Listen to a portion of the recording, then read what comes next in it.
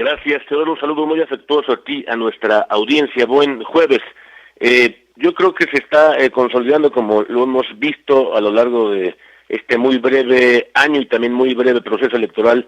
el eje vertebral que seguirá la campaña electoral, que es justo la inseguridad por el país.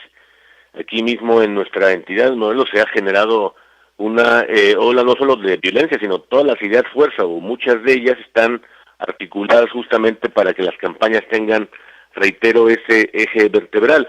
Y lo cierto es que el problema también se ha extendido, si lo podemos, como digo a mis alumnos, si lo podemos ir deshebrando así como queso Oaxaca por algunas ideas. Yo creo que el ámbito no únicamente de la inseguridad, que se ha ido extendiendo a la administración, a cada uno de sus rubros, y también a la política, entendida porque nos queda ya muy corto ese muy buen libro que se llamó Política y Narcotráfico, allá escrito por los 90, y que nos habla justamente de esa circunstancia tan lamentable que hoy tiene muchas otras ramificaciones. Por ejemplo, cuando vemos en el caso mexicano cómo la delincuencia ha establecido también lo que han llamado los expertos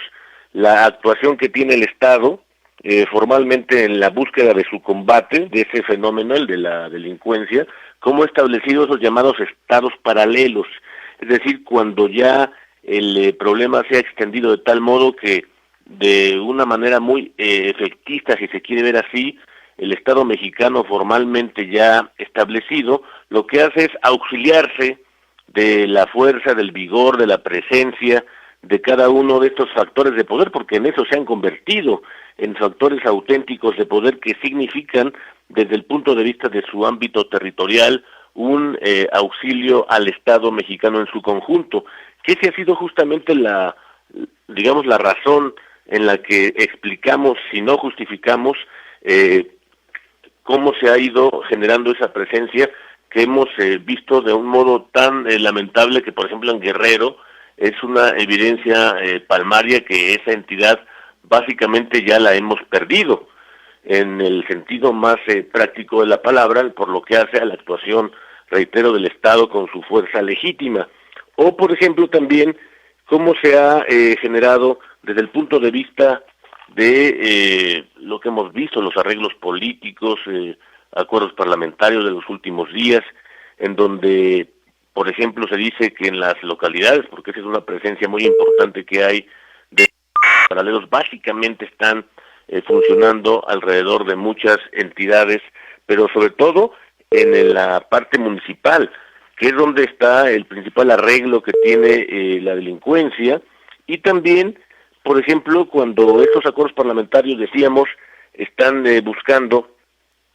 que donde haya un asesinato de por lo menos un candidato, que allí se cancele, se anule la elección, es una manera, digamos, no solamente absurda, sino inviable de rendir la plaza, o de en todo caso extender esos acuerdos con los estados paralelos, esas formas de delincuencia común, que es una manera más elegante de llamarlos así. Y si lo vemos ya extendido,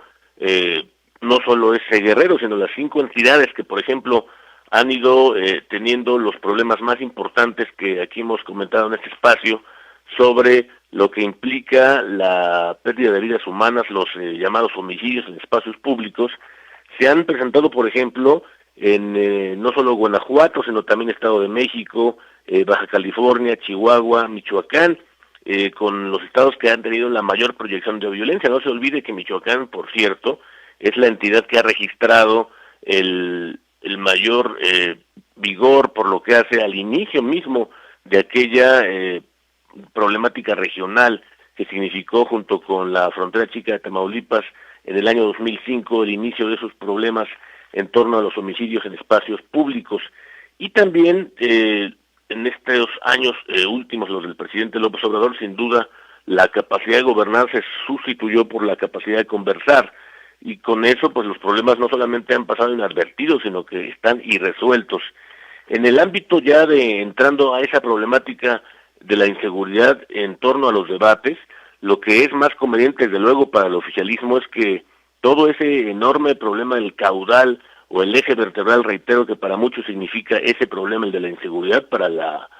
candidata presidencial, por ejemplo, del gobierno, significa que ojalá todos estos 3 debates pasen inadvertidos,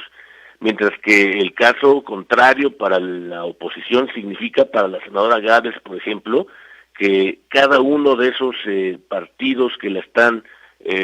digamos, soportando, ella se siga comportando bajo esa mecánica de presentarse como alguien que viene por fuera de los partidos, pero no de la política, como idea fuerza, digamos, principal. Si tomamos en cuenta esos factores, podemos decir que básicamente lo que tendremos es una suerte de 3 momentos claves, los 3 debates, que perseguirán que las cosas cambien. Siempre una elección tiene estas narrativas que pueden ir modificando, eso lo veremos, el comportamiento electoral, porque como nos han dicho los expertos, no importa tanto la opinión de los votantes, sino su comportamiento electoral, lo que nos dicen ya en las urnas es el principal elemento a resolver. Y lo más importante, todo lo que me parece que en una campaña que es la de la llamada campaña de switchers, que es la que veremos, aquellos que van a cambiar su voto, que no tienen un voto leal con la campaña 1 o con la campaña 2, eso va a ser lo más importante. Y si le podemos poner nombre, la sugerencia la ha puesto muy bien don Gabriel González Molina en su libro, justo Los Switchers 2, en que el gobierno significa el resentimiento y la oposición, y yo diría mucho más allá de la oposición, significa salir adelante.